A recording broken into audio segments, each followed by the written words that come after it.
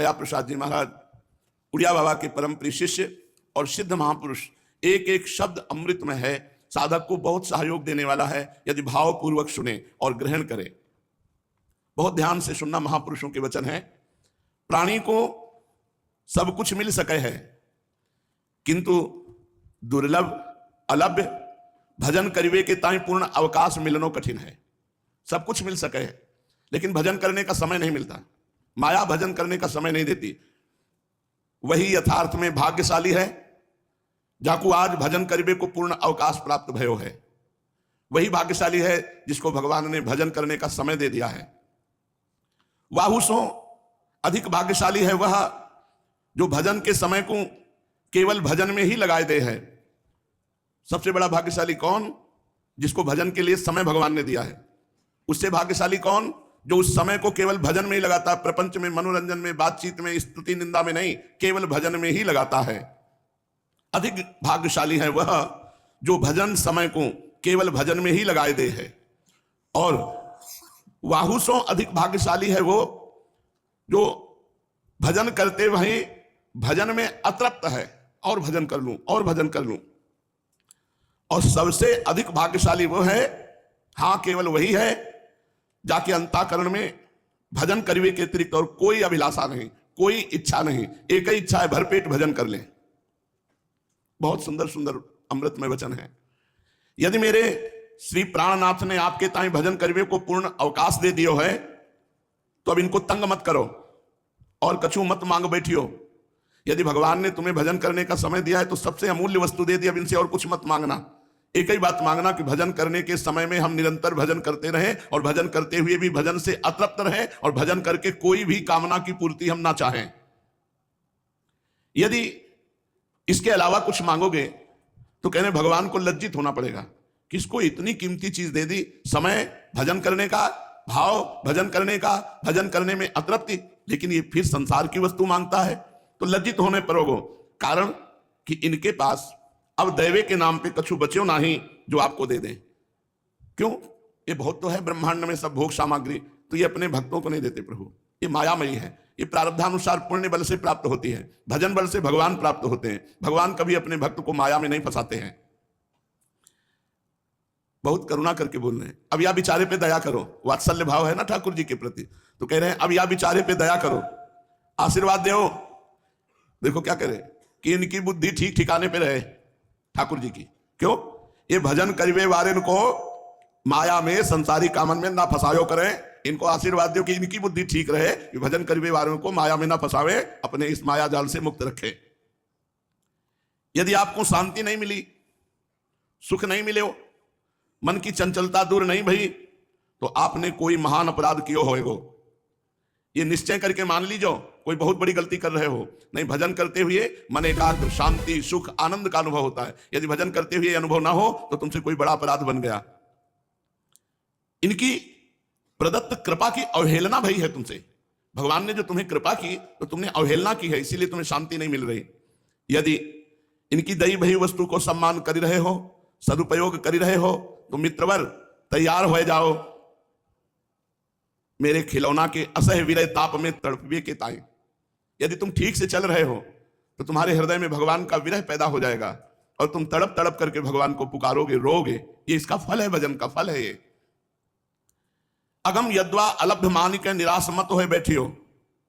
श्री सदगुरुदेव भगवान के अनुग्रह बल पे पूर्ण विश्वास करके पूर्ण तत्परता के साथ साधन में लग जाओ।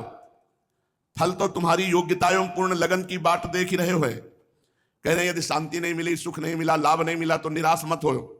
सदगुरुदेव भगवान की कृपा का चिंतन करो और जो भजन पद्धति मिली है तत्परता पूर्वक विश्वास करके उसमें लग जाओ। फल तुम्हारी बाट जो रहा है, पर तुम्हें फल लेने के लिए वैसा बनना पड़ेगा। पूर्ण विश्वास रखो, किसी जीवनाधार तुम्हें बुलाए रहे हैं। भगवान बुला रहे हैं, अगर बुलाया ना होता तो तुम वृंदावन ना आते, तुम्हें सत्संग न मिलता, तुम्हें भजन की बातें सुनने को न मिलती। तुम विश्वास रखो कि श्री जीवनाधार तुम्हें बुलाए रहे हैं। इनकी नित्य सेवा में सम्मिलित होना ही पड़ेगो। हाँ, कछु विलंब है, वो विलंब है तुम्हारी तरफ से। जो तुम यहाँ के भोगों में रुचि करते हो, यहाँ अच्छा समझते हो संसार में, इसीलिए तुम्हें निकुंज नेत्रों में नहीं झलक रहा है, तुम्हारी तरफ से त्रुटि है। साधक के ताई यहू परम आवश्यक है कि अपने आचरण पवित्रतम बनावे। साधु के ताई यह परम आवश्यक है कि अपने आचरण ठीक कर ले।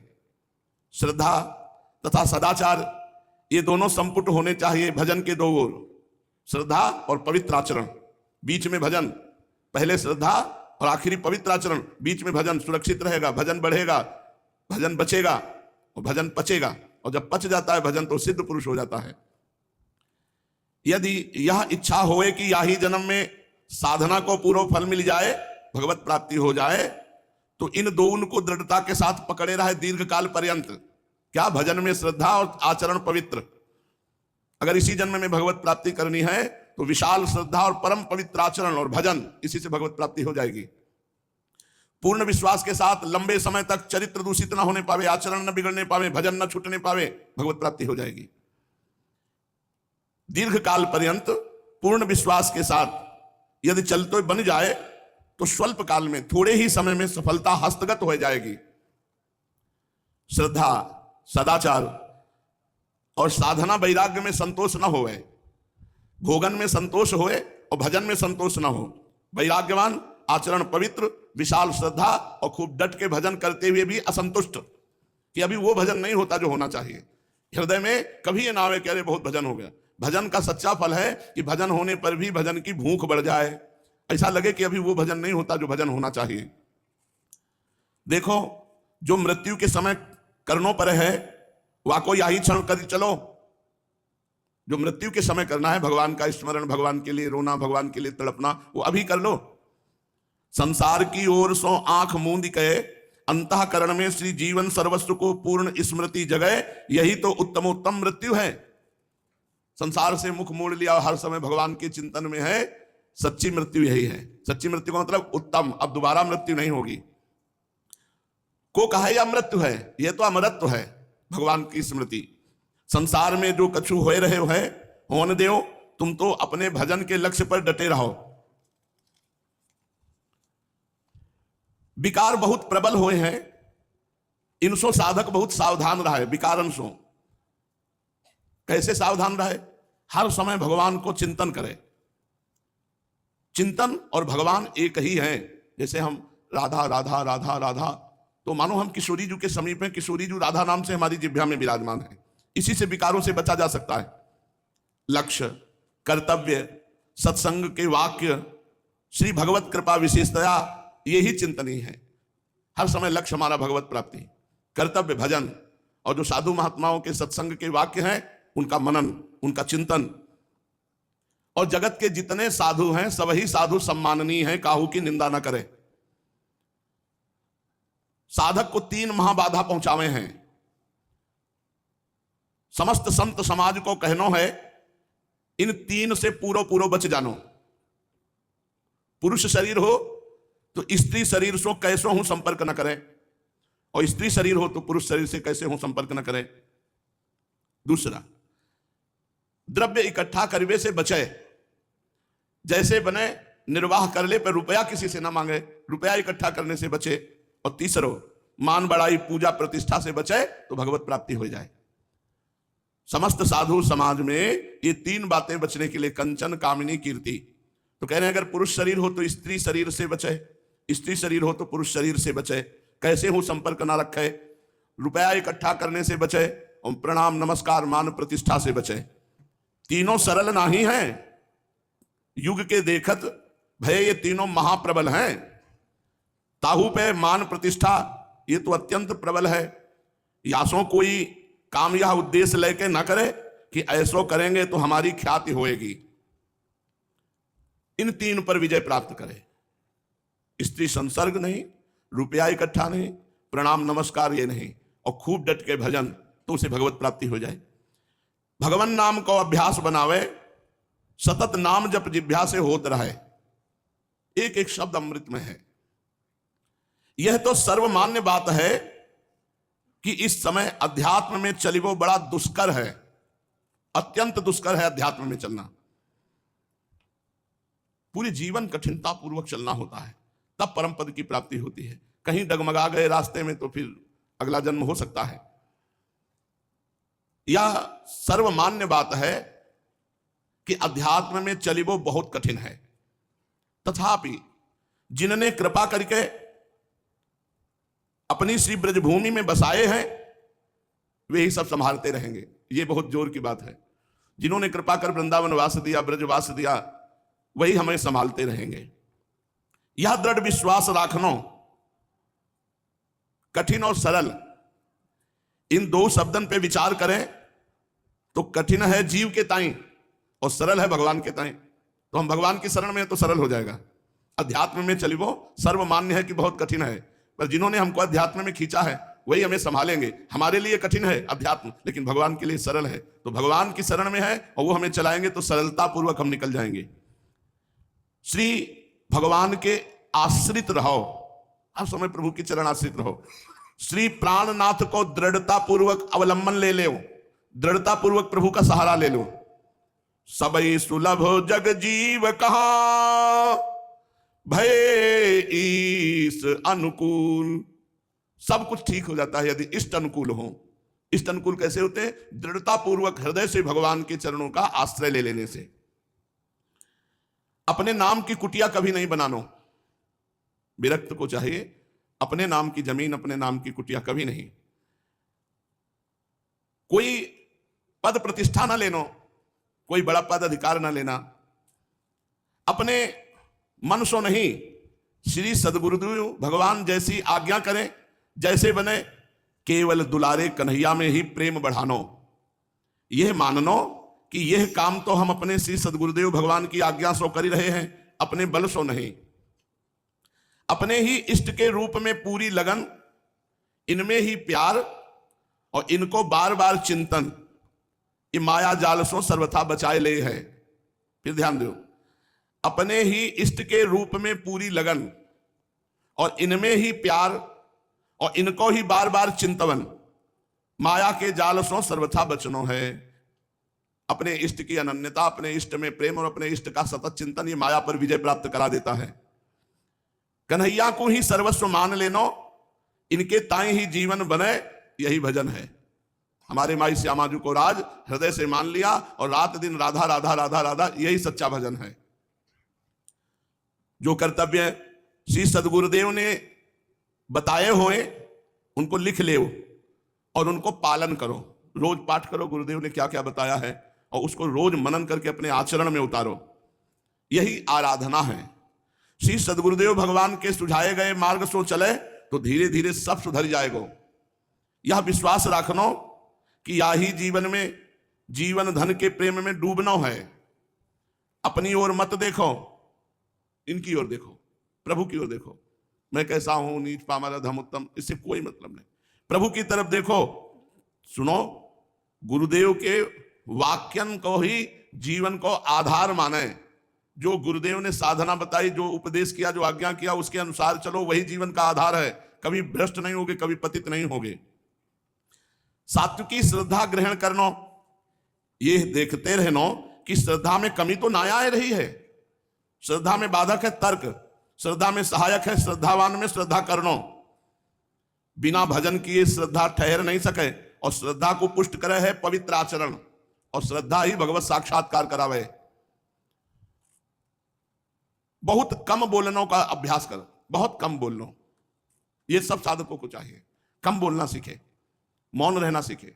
वैसे अगर ये कर सको तो बहुत भजन भी बनेगा और मौन भी।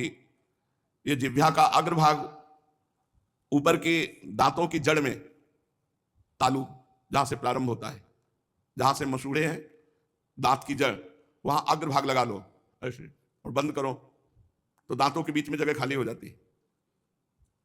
अब नाम चलाओ श्वास की ठसक से। अब बोलने की इच्छा ही नहीं होगी। देखो, जबान जब ऊपर लगी रहेगी तो भगवत चिंतन होगा, जबान जब नीचे तो विषय चिंतन होगा। जब विषय चिंतन हो रहा हो तो देखना तुम्हारी जबान का अग्रभाग नीचे की तरफ आ गया है। यह अनुभव की बात है। नीचे के दांतों की तरफ जब जबान का अग्रभाग होगा तो विषय चिंतन होगा, और जबान का अग्रभाग जब ऊपर की तालू और मसूड़े के बीच में होगा ऐसे बंद, तो उससे नाम चिंतन होगा, मंत्र चिंतन होगा। कुछ दिन तुम्हें चलाना पड़ेगा, फिर चलने लगेगा और बोलने की इच्छा नहीं होगी, क्योंकि जबान का अग्रभाग ऊपर लगा हुआ है। वो जब तक हटेगा नहीं तब तक बोलना नहीं होता, और उसको हटाना बड़ा कठिन लगेगा कि नाम चल रहा है, मंत्र चल रहा है, तो यह स्थिति रहती है।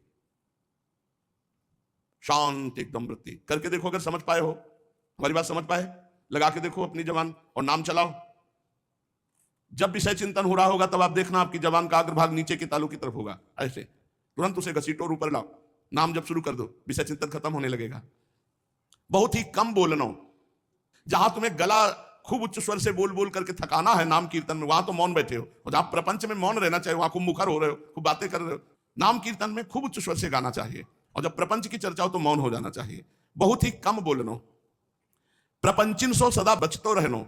जो इष्ट निंदा करते हो, गुरु निंदा करते हो, संत निंदा करते हो, प्रपंच की बात करते हो, नास्तिक प्रवृत्ति, भगवत विमुख, ऐसे लोगों से बचो। जिनके संग से हमारा भजन छूटे, ऐसे ऐसे से बचो। तजोरे मन हरि विमुखन को संग, जाके संग कुमति मति उपजय करत भजन में भंग। तजोरे मन हरि विमुखन को संग। बहुत कम बोलनो और प्रपंचिन को देख के बचिबो। अरे वो आ रहा है, जरूर बात करेगा, हट जाओ, मौन हो जाओ, माला दिखा दो, बातचीत मत करो, माला चल रही, बचाओ, किसी तरह अपने को प्रपंच से बचाओ। दूसरे की चर्चा कबहू ना करने को नियम ले कि हम दूसरे के विषय कितना चर्चा करेंगे ना दूसरे की निंदा सुनेंगे, ये नियम ले लो। जहां कोई दूसरे की बात, वो अमुक है, उसको कान में अंगुली, राधा राधा राधा राधा। क्रोध कबहू नहीं करना। सपने नहीं देखा पर दोषा, कभी क्रोध नहीं करना। स्वप्न में दूसरों के दोषों पर ध्यान न दे और अपना कभी क्रोध न करे। जब तक हमारे हृदय में दृढ़ता नहीं होगी तब तक दोषों का नाश नहीं होगा। हमें दृढ़ रहना है कि हमें मौन रहना है, उचित बोलना है, प्रपंचियों से बचना है, कभी गुस्सा नहीं करनी है। ये भजन करने के लिए बहुत आवश्यक बातें हैं। प्रतिक्षण सावधान रहे कि कोई इंद्री कुमार्ग में न चली जाए। व्यर्थ चिंतन, व्यर्थ वार्ता, इनसो मन को बचाते रहनो। सद्बुद्धि के द्वारा मन को समझाते रहनो और सदैव भगवत विचार, भगवत क्रिया, इसी में रहनो। भगवत क्रिया करना, भगवत विचार करना, भगवत चिंतन करना, संसार चिंतन छोड़ना, सांसारिक अपराधमयी जो भगवत विमुख क्रियाएं हैं उनको छोड़ना। जो शास्त्रन में लिखो है, जो संत जन गुरुजन कहे हैं, वाकू बिना सोचे विचारे ज्यों की त्यों मान लेनो ही श्रद्धा है। अगर संत जन गुरुजन शास्त्र में जो लिखा है उस पर कोई तर्क मत करो, अपनी बुद्धि मत लड़ाओ, जैसा कह रहे हैं बिल्कुल वैसे ही चलो, आनंद हो जाएगा। सीधे शब्दन सो यो समझो कि अपनी बुद्धि सो काम नहीं लेनो। जो संत जन कह रहे हैं, जो गुरुजन कह रहे हैं, जो शास्त्र कह रहे हैं, हमको अक्षरशः वैसे ही मानना है। श्रद्धा ही तो अध्यात्म को मूल है, इसी को श्रद्धा कहे हैं। सात्विकी श्रद्धा तो कछु और हु गहराई की है। श्रद्धा में ये लोभ तौर है कि हम इनकी आज्ञा पे चलेंगे तो हमारा परलोक सुधरेगा, या में कछु स्वार्थ की गंध है। किंतु सात्विकी श्रद्धा में तो यहू नहीं रहा है, वहां तो केवल इतना ही भाव रहा है कि ना हमें लोक की चिंता है ना परलोक की चिंता है बनबे की। हम तो अपनो सौभाग्य यही में माने कि ये हमें आज्ञा करे हैं। ये है उत्तम श्रद्धा कि ना मुझे लोक की परवाह है ना परलोक की परवाह, जो आज्ञा हो गई वही मैं करूंगा, मुझे कोई परवाह नहीं है, मेरा सौभाग्य है कि मुझे आज्ञा कर रहे हैं। कलयुग में श्रद्धा बहुत दुर्लभ है।